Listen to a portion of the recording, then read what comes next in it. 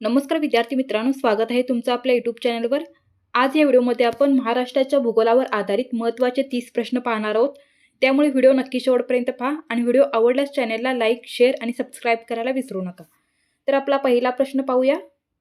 प्रश्न 1 आहे, महाराष्ट्रातील क्षेत्रफळाच्या दृष्टीने सर्वात मोठा जिल्हा कोणता आहे विचारलेला आहे. तर या ठिकाणी महाराष्ट्रामधील क्षेत्रफळाच्या दृष्टीने सर्वात मोठा जिल्हा आहे option C Ahmednagar. Option C आपलं बरोबर आहे. तर या ठिकाणी आपल्याला 5 मोठे जिल्हे पाहायचे आहेत. तर अहमदनगर 1 नंबरला येतं, त्याच्यानंतर पुणे जिल्हा येतो, त्याच्यानंतर 3ऱ्या क्रमांकाला आहे नाशिक जिल्हा, 4थ्या क्रमांकावर आहे सोलापूर जिल्हा आणि 5व्या क्रमांकावर आहे गडचिरोली. हे 5 सर्वात मोठे आहेत आणि यामधील सर्वात मोठा असणारा कोणता आहे तर अहमदनगर हा जिल्हा सर्वात मोठा आहे क्षेत्रफळाच्या दृष्टीने. तर हे 5 जे जिल्हे आहेत या 5 जिल्ह्यांनी एकूण महाराष्ट्रातील 25% क्षेत्र काय केलेलं आहे व्यापलेलं आहे. हे देखील तुम्हाला लक्षात ठेवायचं आहे. पुढचा प्रश्न पाहूया. प्रश्न क्रमांक 2, महाराष्ट्रातील किती जिल्ह्यांच्या सीमा इतर राज्यांना लागून आहेत. तर महाराष्ट्रातील एकूण 20 जिल्ह्यांच्या सीमा ह्या इतर राज्यांना लागून आहेत.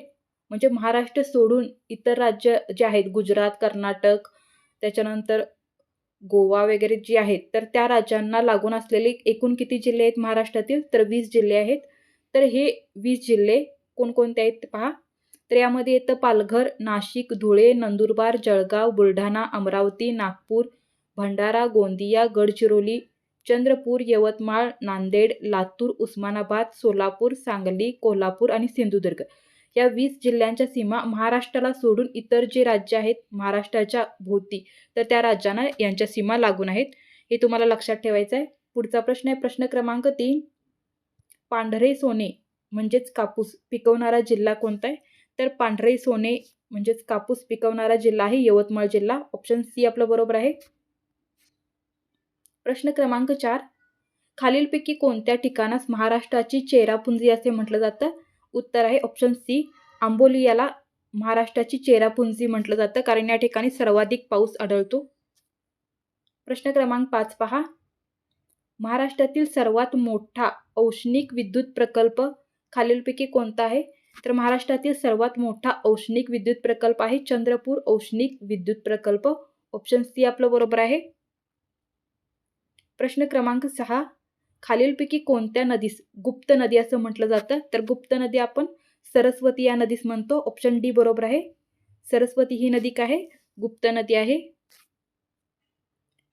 प्रश्न क्रमांक 7, कोणत्या 2 नद्यांच्या एकत्रित प्रवाहास प्राणहिता असं संबोधतात.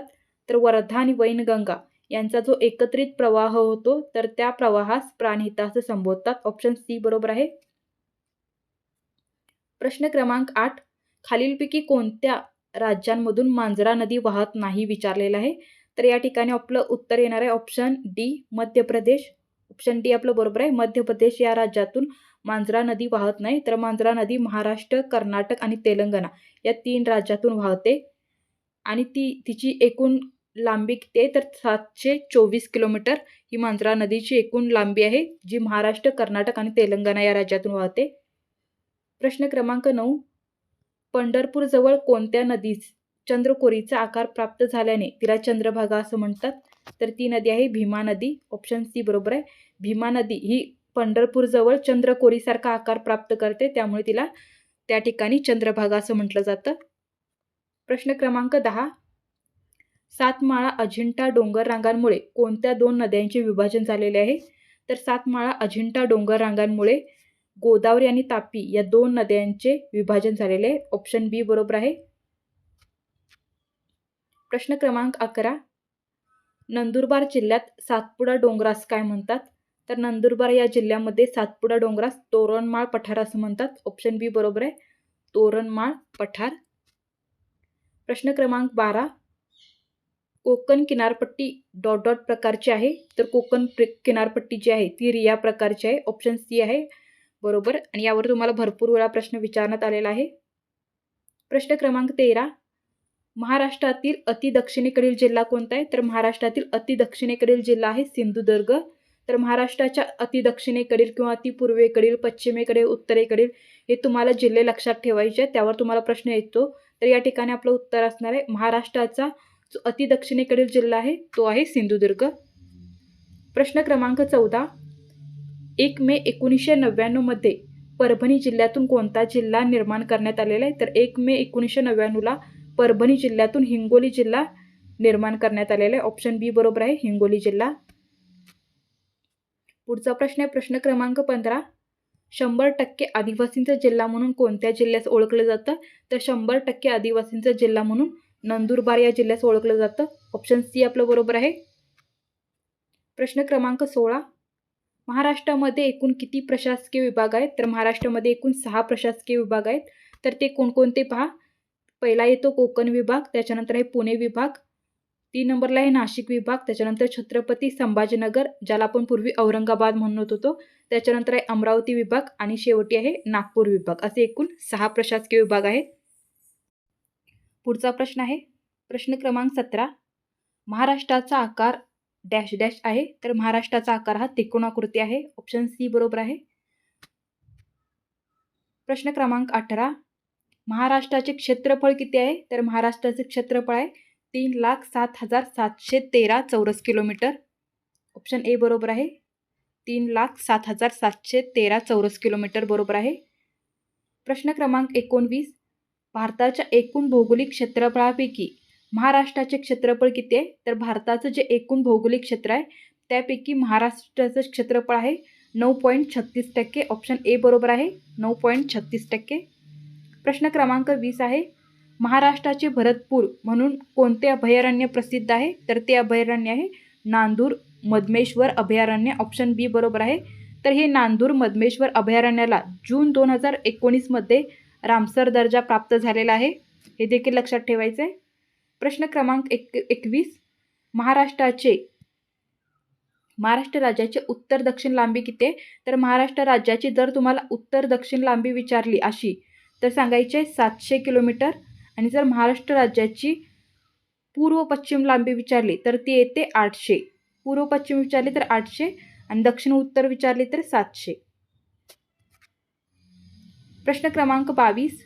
भारतामध्ये क्षेत्रफळाच्या दृष्टीने महाराष्ट्राचा कितवा क्रमांक लागतो? तर भारतामध्ये महाराष्ट्राचा क्षेत्रफळाच्या दृष्टीने 3रा क्रमांक लागतो. पहिला क्रमांक आहे राजस्थान, त्याच्यानंतर येतं मध्य प्रदेश आणि 3ऱ्या क्रमांकाला आहे आपलं महाराष्ट्र. तर हे लक्षात ठेवायचं आहे. पुढचा प्रश्न आहे प्रश्न क्रमांक 23. महाराष्ट्रातील क्षेत्रफळाच्या दृष्टीने सर्वात लहान जिल्हा कोणता आहे? तर ते आहे मुंबई शहर. सर्वात मोठा विचारला तर सर्वात मोठा आहे अहमदनगर आणि सर्वात छोटा आहे मुंबई शहर. तर मुंबई शहर 1 नंबरला येतो सगळ्यात छोटा. त्याच्यानंतर त्याच्यापेक्षा थोडासा मोठा आहे मुंबई उपनगर, त्याच्यापेक्षा थोडासा मोठा आहे भंडारा, त्याच्यानंतर थोडासा मोठा ठाणे आहे आणि थोडासा मोठा हिंगोली. म्हणजे सर्वात लहान विचारला तर मुंबई शहर नंतर थोडासा मोठा मुंबई उपनगर. तर हे आपल्याला अशा प्रकारे हा चढता क्रम आहे. सर्वात छोटा कोणता आहे? मुंबई शहर आहे. प्रश्न 24 पहा. महाराष्ट्र राज्य कोणत्या गोलार्धात येतं? तर महाराष्ट्र राज्य असू दे किंवा भारत असू दे, तुम्हाला कोणत्या गोलार्धात येतं विचारलं तर सांगायचं आहे उत्तर पूर्व गोलार्धामध्ये. ऑप्शन सी बरोबर आहे. आपला भारत हा उत्तर पूर्व गोलार्धामध्ये येतो, त्यामुळे महाराष्ट्र पण उत्तर पूर्व गोलार्धामध्ये येणार आहे. प्रश्न क्रमांक 25 पहा. महाराष्ट्रात दर किती वर्षांनी व्याघ्र गणना केली जाते? तर महाराष्ट्रामध्ये दर 4 वर्षांनी व्याघ्र गणना केली जाते. ऑप्शन बी आपलं बरोबर आहे. प्रश्न क्रमांक 26. महाराष्ट्रातील किती जिल्हे इतर कोणत्याही राज्यांना लागून नाहीत? तर महाराष्ट्रातील असे 16 जिल्हे आहेत ज्यांचे इतर कोणत्याही राज्यांना लागून त्यांची सीमा नाही आहे. तर ते कोणकोणते जिल्हे आहेत पहा. मुंबई शहर, मुंबई उपनगर, ठाणे, रायगड, रत्नागिरी, सातारा, पुणे, अहमदनगर, छत्रपती संभाजीनगर, बीड, जालना, हिंगोली, परभणी, वर्धा, अकोला आणि वाशिम हे 16 जिल्हे यांच्या सीमा कोणत्याही इतर राज्यांना लागून नाही आहेत. प्रश्न क्रमांक 27. महाराष्ट्रात असे किती जिल्हे आहेत जे शेजारच्या 2 राज्यांना त्यांच्या सीमा लागून आहेत? तर असे एकूण 7 जिल्हे आहेत. ऑप्शन ए बरोबर आहे. महाराष्ट्रातील 7 जिल्ह्यांच्या सीमा आहे इतर 2 राज्यांना लागून आहेत. तर ते कोणकोणते जिल्हे आहेत पहा. पालघर, नंदुरबार, धुळे, गोंदिया, गडचिरोली, नांदेड आणि सिंधुदुर्ग या जिल्ह्यांच्या सीमा इतर 2 राज्यांना लागून आहेत. प्रश्न क्रमांक 28. महाराष्ट्रातील सर्वात जास्त जिल्हे कोणत्या शेजारच्या राज्याला लागून आहेत? तर महाराष्ट्रातील मध्य प्रदेश या राज्याला सगळ्यात जास्त जिल्ह्यांच्या सीमा लागून आहेत. तर एकूण 8 जिल्ह्यांच्या सीमा या मध्य प्रदेश या राज्याला लागून आहेत. तर ते कोणते कोणते जिल्हे आहेत पहा. नंदुरबार, धुळे, जळगाव, बुलढाणा, अमरावती, नागपूर, भंडारा आणि गोंदिया असे एकूण 8 जिल्ह्यांच्या सीमा मध्य प्रदेश राज्याला लागून आहेत आणि सर्वात कमी लागून आहेत ते गोवा राज्याला. प्रश्न 29 पहा. अस्तंबा हे उंच शिखर महाराष्ट्रातील कोणत्या पर्वतरांगेत आहेत? तर अस्तंबा हे उंच शिखर महाराष्ट्रातील सातपुडा या पर्वतरांगेत आहेत. ऑप्शन सी आपलं बरोबर आहे. प्रश्न क्रमांक 30.